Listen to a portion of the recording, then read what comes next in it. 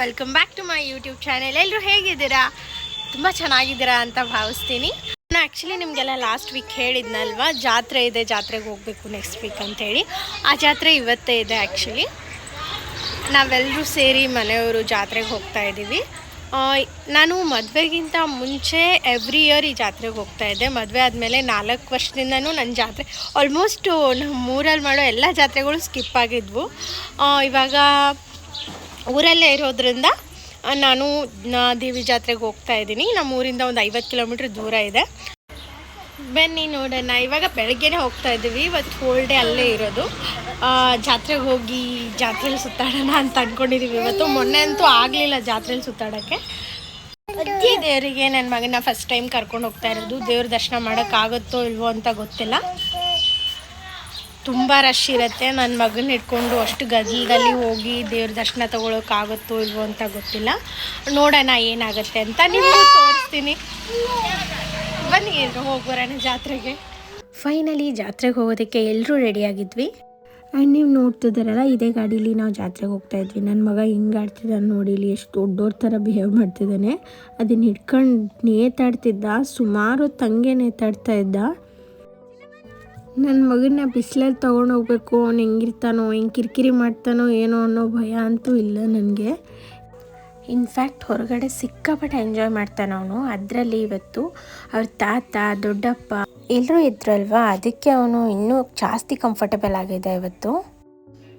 Family ಎಲ್ಲ ಹೋಗ್ತಾ ಇರೋದ್ರಿಂದ ಈ ಗಾಡಿ ಮಾಡ್ಕೊಂಡು ಹೋಗ್ತಾ ಇದ್ವಿ. ಮನೆಯಿಂದ ಹೊರಡೋದಕ್ಕೆ 10 ಗಂಟೆ ಆಗಿತ್ತು. ಎವ್ರಿ ಇಯರ್ ಇಲ್ಲಿಂದ ಎಲ್ಲ ಪಾತ್ರೆ ಸಾಮಾನೆಲ್ಲ ತೊಗೊಂಡೋಗಿ ಅಲ್ಲೇ ಅಡುಗೆ ಮಾಡಿಕೊಂಡು ಅಲ್ಲೇ ಊಟ ಮಾಡಿ ಸಂಜೆವರೆಗೂ ಅಲ್ಲೇ ಕಾಲ ಕಳೆದು ಜಾತ್ರೆ ಮಾಡಿಕೊಂಡು ಮುಗಿಸ್ಕೊಂಡು ಬರ್ತೀವಿ. ನೀವಿಲ್ಲಿ ನೋಡ್ತಿದ್ದೀರಲ್ಲ, ಇದೇ ಹಿರಣ್ಯಕೇಶಿ ನದಿ. ಇದು ನಮ್ಮೂರ ಮೇಲೂ ಹರಿದೋಗುತ್ತೆ. ಆ್ಯಂಡ್ ಈ ಟೆಂಪಲ್ದು ಕೂಡ ಜಾತ್ರೆ ನಡೀತಾ ಇದೆ, ನೀವು ನೋಡ್ಬೋದು. ಇಲ್ಲಿ ನಾಡಿದ್ದು ಹೋಗಬೇಕು ಅಂತ ಪ್ಲ್ಯಾನ್ ಆಗಿತ್ತು. ಈ ಮಂತ್ ಫುಲ್ ಬರೀ ಜಾತ್ರೆನೇ ಇದೆ. ಆ್ಯಕ್ಚುಲಿ ನನ್ನ ಮಗ ಗಾಡಿ ಹತ್ತಿದ ತಕ್ಷಣವೇ ಮಲ್ಕೊಂಬಿಟ್ಟ. ಅವ್ನು ಮಲ್ಗೋ ಟೈಮ್ ಆಗಿತ್ತು. ಆ್ಯಕ್ಚುಲಿ ಇದೊಂಥರ best moment in the journey ಅಂತ ಹೇಳ್ಬೋದು. ಇಲ್ಲಿ ನೋಡ್ಬೋದು ನಮ್ಮ ತಂಗಿರು. ಪ್ರತಿ ವರ್ಷ ಎಲ್ಲರೂ ಆಲ್ಮೋಸ್ಟ್ ಮಿಸ್ ಆಗಿದ್ದೀವಿ. ಇದೇ ವರ್ಷ ಎಲ್ಲರೂ ಸೇರಿ ಕೂಡ್ಕೊಂಡು ಹೋಗ್ತಾ ಇದ್ವಿ ಅಂತ ಹೇಳ್ಬೋದು, ಒಬ್ಬರು ಮಿಸ್ ಆಗ್ದಂಗೆ. ಎಲ್ಲರೂ ಕಾಲೇಜು ಸ್ಟಡೀಸು ಅಂತ ಬ್ಯುಸಿಯಾಗಿರ್ತಿದ್ರು. ಆ್ಯಂಡ್ ಈ ಊರು ಮಹಾರಾಷ್ಟ್ರ ಮತ್ತು ಕರ್ನಾಟಕ ಬಾರ್ಡರಲ್ಲಿ ಬರೋದ್ರಿಂದ ಮಹಾರಾಷ್ಟ್ರದಿಂದ ಮತ್ತು ನಮ್ಮ ಹೋಲ್ ಬೆಳಗಾಂ ಡಿಸ್ಟಿಕ್ಕಿಂದ ತುಂಬ ಜನ ಬರ್ತಾರೆ ಜಾತ್ರೆಗೆ. ಆಗಿದ್ರಿಂದ ಸಿಕ್ಕಾಪಟ್ಟೆ ಟ್ರಾಫಿಕ್ ಇರುತ್ತೆ. ಆ್ಯಕ್ಚುಲಿ ಅದೇನು ಸಿಟಿ ಅಲ್ಲ, ಪುಟ್ಟ ಹಳ್ಳಿಲಿದೆ ದೇವಸ್ಥಾನ. ಅಲ್ಲಿ ಸುತ್ತಮುತ್ತ ಎಲ್ಲ ಗುಡ್ಡಗಾಡು ಪ್ರದೇಶನೇ ಇರೋದು.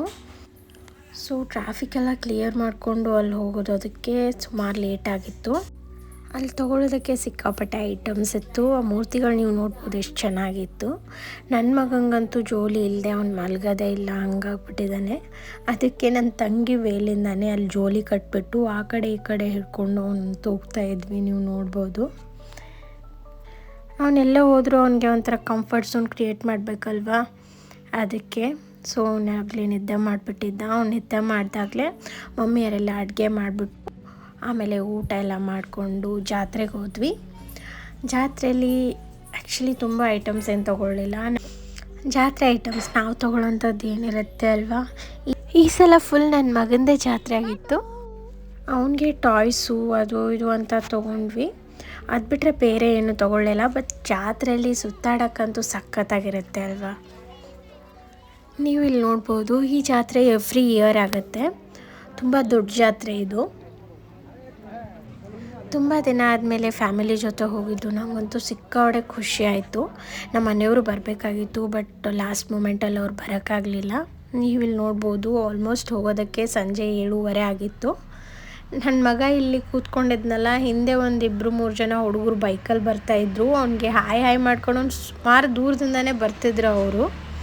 ಸೊ ಫೈನಲಿ ಮನೆಗೆ ಬಂದ್ವಿ. ಆ್ಯಂಡ್ ಇಲ್ಲಿ ನೀವು ನೋಡ್ಬೋದು, ತಳ್ಳ ತೋರಣ ಎಲ್ಲ ಕಟ್ತಿದ್ದಾರೆ. ಸಂಜೆ ಟೈಮು ನಮ್ಮ ಕಡೆ ಏನು ಮಾಡ್ತಾರೆ ಅಂದರೆ ಈ ಗುಡಿ ಹುಣ್ಣಿಮೆ ಅಂತಾರೆ. ಈ ಟೈಮಲ್ಲಿ ಮನೆ ಎಲ್ಲ ಕ್ಲೀನ್ ಮಾಡಿಕೊಂಡು ಮನೆಗೆ ದೇವ್ರು ಕರ್ಕೋತಾರೆ. ನೀವಿಲ್ಲಿ ನೋಡ್ಬೋದು ಯಾವ ಥರ ಅಂಥೇಳಿ. ಹೊಸಲಿಗೆಲ್ಲ ಪೂಜೆ ಮಾಡಿಬಿಟ್ಟು ಸಂಜೆ ಟೈಮು ಕರ್ಪೂರ ಹಚ್ಚಿ ಮೊದಲು ದೇವ್ರ ಪೂಜೆ ಮಾಡಿ ದೇವ್ರಿಗೆಲ್ಲ ನೈವೇದ್ಯ ಮಾಡಿ ಅದಾದಮೇಲೆ ಇಲ್ಲಿ ಕರ್ಕೋತಿದಾರಲ್ಲ ಈ ಥರ ದೇವ್ರು ಬಂತು ಅಂತ ಹೊರಗಡೆಯಿಂದ ಕರ್ಕೊಬಂದು ಜಗಲಿಗೆ ತಂದು ಇಡೋದು. ಇದು ದೇವ್ರು ಕರ್ಕೊಂಡ್ರು ಅಂತಾರೆ. ನಮ್ಮ ಎರಡು ಮನೇಲೂ ಇದನ್ನ ಮಾಡಿದ್ವಿ.